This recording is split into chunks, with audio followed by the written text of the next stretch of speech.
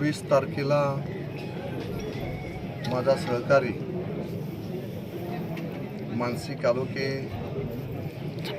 यांचा पती मंगेश अप्पा कालोखे यांची क्रूरपणे निर्घृणपणे हत्या करण्यात आलेली आहे।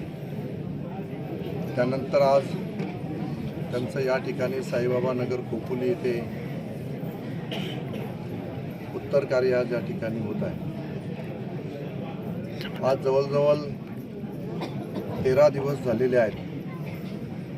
मंगेश कालोखे यांची ज्या नराधमाने क्रूरपणे हत्या केलेली आहे त्या आरोपींपैकी आत्तापर्यंत जवळजवळ 12 आरोपींना अटक करण्यात आलेली आहे। मंगेश कालोखे यांची हत्या ही राजकीय वैमनस्यातून सुपारी देऊन करण्यात आलेली आहे। या हत्येमागे ज्या ज्या राजकीय नेत्यांनी प्लॅनिंग करून सहकार्य करून मंगेशच्या हत्येमध्ये त्यांचा प्रत्यक्ष अप्रत्यक्ष सहभाग त्या ठिकाणी आहे। ते परवा ज्या वेळेस सत्र न्यायालय पनवेल येथे पोलीस इन्व्हेस्टिगेशन ऑफिसर आयो यांनी सुद्धा कोर्टामध्ये त्या ठिकाणी सांगितलेलं आहे की ज्या आरोपींची नावे आम्ही या ठिकाणी मंगेश कालोखेच्या परिवाराने आम्ही त्या ठिकाणी दिलेली आहेत त्यातील 2 आरोपी आत्तापर्यंत फरार आहेत। एक नंबर सुधाकर परशुराम घारे आणि दुसरा आरोपी भरत भगत। या आरोपींचा याच्यामध्ये मोठा सहभाग आहे। हा पोलीस इन्व्हेस्टिगेशनमध्ये आलेले आहे। आपण पाहिलं असेल तर परवा कोर्टामध्ये आयोगाने दिलेल्या इन्व्हेस्टिगेशन रिपोर्टमध्ये 23 तारीख ते 26 तारखेपर्यंत रवी देवकर आणि भरत भगत यांच्यातील होणारं सातत्याने संभाषण आणि मंगेश कालोखे यांची 26 तारखेला निर्घृणपणे हत्या केल्यानंतर आरोपीपैकी 2 आरोपी कर्जत तालुक्यातील असणाऱ्या भरत भगत यांच्या ग्रामीण भागातील असणारं जे घर आहे गाव अवसारे त्या घरी त्या ठिकाणी गेले होते। एवढा सबल पुरावा समोर असताना सुद्धा अजूनही पोलीस प्रशासन त्यांना त्या ठिकाणी अटक केली करत नाहीत। काल पनवेल सत्र न्यायालयाने स्पष्टपणे त्यांचा जामीन अर्ज अटकपूर्व त्यांनी केलेला तो फेटाळण्यात आलेला आहे आणि त्या ठिकाणी कोर्टाने असे आदेश दिलेले आहेत की कस्टडी घेऊन त्या ठिकाणी इन्व्हेस्टिगेशन करावं। अशा सूचना कोर्टाने पोलीस प्रशासनाला त्या ठिकाणी देण्यात आलेल्या आहेत। तरीसुद्धा अजूनही पोलीस प्रशासनाकडनं या मेन आरोपींना त्या ठिकाणी अटक केली जात नाही। मंगेश हा सामाजिक बांधिलकी जपत काम करणारा माझा सहकारी होता आणि त्याची अशा पद्धतीने हत्या करून त्याचं हे परिवार आपण पाहताय की 2 मुली वैष्णवी आणि आर्या आणि आमची नगरसेविका मानसीताई हे संपूर्ण परिवार हा रस्त्यावर मंगेशच्या क्रूरपणे हत्येनंतर आलेला आहे आणि यांना न्याय देण्याचं काम सरकारच्या माध्यमातून मी त्या ठिकाणी मुख्यमंत्री उपमुख्यमंत्री आणि गृहमंत्री असणारे मुख्यमंत्री यांना सुद्धा आज मीडियाच्या माध्यमातून या ठिकाणी विनंती करत आहेत की अशा पद्धतीने लोकशाहीची हत्या या नराधमांनी त्या ठिकाणी केलेली आहे। एक लोकप्रतिनिधी निवडून आलेचा राग विधानसभेला सुद्धा 2100 मताचा हायेस्ट लीड मंगेश कालोखे यांनी साईबाबा नगर या परिसरातून दिलेला होता। याचा राग सातत्याने सुधाकर घारे यांच्या मनामध्ये सुद्धा होता आणि म्हणून रवी देवकर यांना सातत्याने वर्षभरापासून या ठिकाणी त्यांना प्रोत्साहित करण्यात आलेलं होतं की मंगेश ज्या पद्धतीने इथे शिवसेनेचं काम करत आहे तर त्याला कोणत्याही परिस्थितीमध्ये या ठिकाणी बॅकफुटवर आणला पाहिजे आणि यासाठीच या नराधमांना पाठीशी घालून या ठिकाणी मंगेश कालोखे यांची प्लॅनिंग मर्डर या ठिकाणी सुपारी देऊन भरत भगत, त्यानंतर रवी देवकर, त्यानंतर सुधाकर घारे यांनी हे प्लॅनिंग या ठिकाणी केलेलं आहे। 20 लाखाची सुपारी रवी देवकरकडे एवढे पैसे आले कुठून? रवी देवकरला इलेक्शनला एवढ्या मोठ्या प्रमाणात फंड दिले कोणी? हे सारं काही प्लॅनिंग होतं।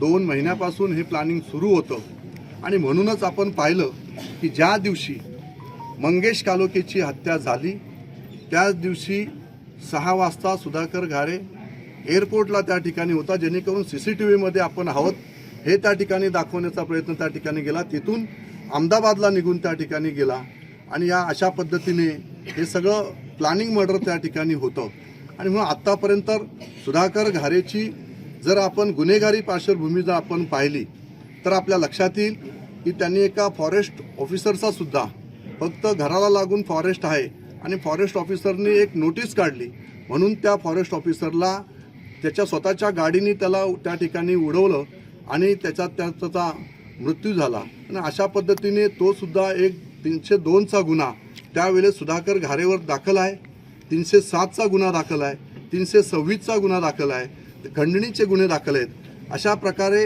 अनेक गुन्हे आत्तापर्यंत ह्या आरोपीवर त्या ठिकाणी दाखल आहेत। 2 नंबरचा आरोपी आहे भरत भगत, याच्यावर सुद्धा गंभीर गुन्हे त्या ठिकाणी आहेत।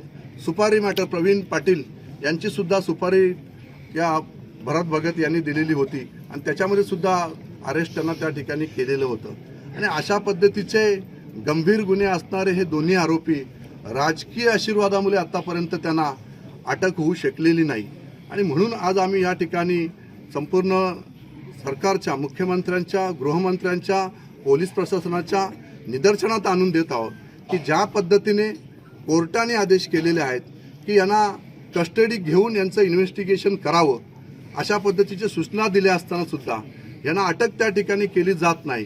जे यांच्याकडे आत्तापर्यंत जे काही त्यांच्याकडे पुरावे असतील, जर हे आरोपी बाहेर राहिले तर हे सर्व पुरावे हे नष्ट करून त्या ठिकाणी हजर होतील आणि मग आत्तापर्यंत आपण पाहिलं तर काय आरोपी अशा पद्धतीने CCTVमध्ये असेल तरच तो आरोपी होतो का?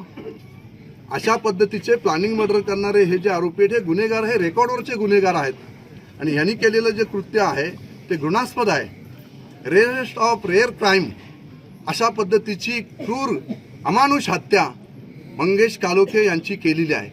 मंगेश कालोखे मृत्यू पडल्यानंतर सुद्धा त्याच्यावर वार करण्यात येत होते। आपण CCTVच्या माध्यमातून ते पाहत आहात, संपूर्ण महाराष्ट्र पाहत आहे, देश पाहत आहे आणि अशा पद्धतीची हत्या झाली असताना सुद्धा अशा आरोपींना पाठीशी घालणं हे खरोखरच मानवी जीवनाला, समाजाला काळिंबा फासणारी आज गोष्ट या ठिकाणी घडत आहे आणि म्हणून माझी पोलीस प्रशासनाला या माध्यमातून विनंती आहे की आपण हे दोन्ही आरोपी तात्काळ ह्यांना अरेस्ट करावी, यांचं इन्व्हेस्टिगेशन त्या ठिकाणी करावं आणि ह्यांना जेलबंद करावं आणि ह्यांनी केलेलं जे कृत्य आहे यांना फाशीची शिक्षा या ठिकाणी होईल।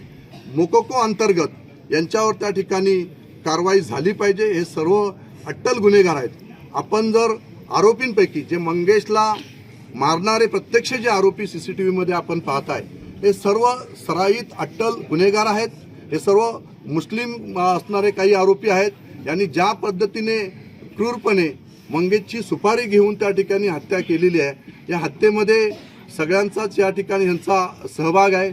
आपण पाहिले असेल तर भरत भगत आणि रवी देवकरमध्ये 12 कॉल झालेले आहेत, त्याच्यानंतर घरीसुद्धा गेलेले आहेत। मग सातत्याने निवडणुकीमध्ये सुद्धा रवी देवकर, भरत भगत आणि सुधाकर घारे हे सुद्धा एकत्रपणे या ठिकाणी येऊन मोठ्या प्रमाणात या ठिकाणी पैशाचा सुद्धा बाजार त्या ठिकाणी करण्यात आलेला होता, तरी पण जनमत हे मंगेश कालोखेंच्या बरोबर होतं, मानसी कालोखेंच्या बरोबर होतं आणि म्हणून लोकशाहीचा विजय या ठिकाणी झाला असताना तो विजय पचनी न पडल्यामुळे लोकशाहीची मंगेशच्या रूपाने हत्या करण्याचं काम या नराधमांनी या ठिकाणी केलेलं आहे. मी कालही सुद्धा उपमुख्यमंत्री शिंदे साहेबांना भेटलेलो आहे. मुख्यमंत्र्यांना सुद्धा आम्ही त्या ठिकाणी निवेदन आज त्या ठिकाणी देत आहोत की तात्काळ ह्या आरोपींना अटक करून मोकोका अंतर्गत त्यांच्यावर कारवाई करून यांना फाशीची शिक्षा झाली पाहिजे आणि हा खटला फास्ट ट्रॅक कोर्टामध्ये चालवण्यात यावा अशा पद्धतीचं आम्ही या ठिकाणी निवेदन आज DG साहेब असतील त्यांना महाराष्ट्र पोलीस अधीक्षक त्यांना करणार आहोत, रायगड पोलीस अधीक्षक यांना सुद्धा आपण त्या ठिकाणी करणार आहोत आणि मुख्यमंत्री, गृहमंत्री, उपमुख्यमंत्री या सर्वांना त्या ठिकाणी आम्ही निवेदन या माध्यमातून या ठिकाणी देणार आहोत. आणि अशा पद्धतीने हे कृत्य ह्या खोपोली शहरामध्ये सुसंस्कृत असणारं माझं हे खोपोली शहर आहे. या शहरामध्ये अशी घटना ही कधीही या ठिकाणी याच्या अगोदर घडलेली नाही आणि म्हणून अशा पद्धतीचं कृत्य खोपोलीचे सर्वसामान्य असणारी जनता, नागरिक हे यापुढे सहन करणार नाही आणि हा अन्याय या परिवारावर जो झालेला आहे हा अन्यायसुद्धा आम्ही यापुढे सहन करणार नाही आणि म्हणून आम्ही या ठिकाणी या प्रेसच्या माध्यमातून, या सोशल मीडियाच्या माध्यमातून, मीडियाच्या माध्यमातून, इलेक्ट्रॉनिक मीडियाच्या माध्यमातून संपूर्ण महाराष्ट्राला आणि गृहमंत्र्यांना या ठिकाणी आम्ही सांगतोय, पोलीस प्रशासनाला सांगतोय, आम्ही 2 दिवसाचा अल्टिमेटम आम्ही या ठिकाणी देतोय. 2 दिवसामध्ये जर हे दोन्ही आरोपी अटक करून त्यांचं इन्व्हेस्टिगेशन त्या ठिकाणी केलं गेलं नाही तर आम्ही पोलीस स्टेशनला संपूर्ण मतदारसंघाच्या वतीने, संपूर्ण खोपोली शहर असेल, माझा मतदारसंघ असेल, मी स्वतः असेल आणि संपूर्ण कालोखे परिवार त्या ठिकाणी असेल, आम्ही ठिय्या आंदोलन करून त्या ठिकाणी बसून राहू. जोपर्यंत आरोपीला अटक केली जात नाही तोपर्यंत आम्ही पोलीस स्टेशनहून हटणार नाही, चाहे त्यासाठी आमचं काही हो. त्या ठिकाणी जर असं राजकीय, फक्त याच्यापोटी राजकीय दबावापोटी जर या आरोपींना अटक केली जात नसेल, एवढं सगळं कोर्टामध्ये सुद्धा आणि कोर्टाने सुद्धा आदेश दिले असताना सुद्धा यांना जर अटक केली जात नसेल तर आम्ही लोकशाही पद्धतीने न्याय मागण्यासाठी रस्त्यावर उतरू.